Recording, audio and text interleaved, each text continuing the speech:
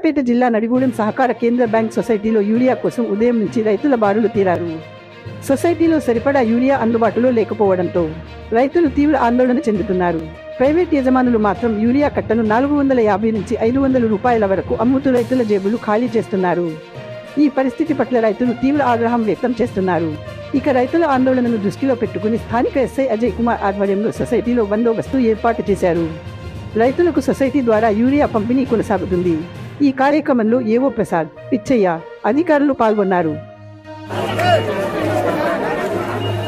సూర్యాపేట జిల్లా నడిగూడెం మండలం సొసైటీ నందు రైతులు బారు చేయడం జరుగుతుంది.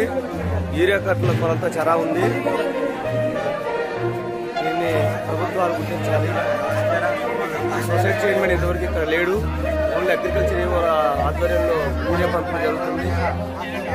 రైతులు చూడండి, అప్పుడు తెల్లారుజామున 2 గంటల నుండి ఒకటే లైన్ అప్పుడు యూరియా కట్టరాని పరిస్థితి. పెద్దలు వయోవృద్ధులు కాదగాని వాళ్ళు కాలు వృద్ధులు ముక్కు పెట్టిన వాళ్ళు రైతులు చాలా ఇబ్బందులకు గురవుతున్నారు. వెంటనే ప్రభుత్వం గుర్తించి జిల్లా కలెక్టర్ గారు స్పందించాలని కోరుతున్నాం. న్యూస్ సూర్యాపేట జిల్లా నోముల పుచ్చయ్య.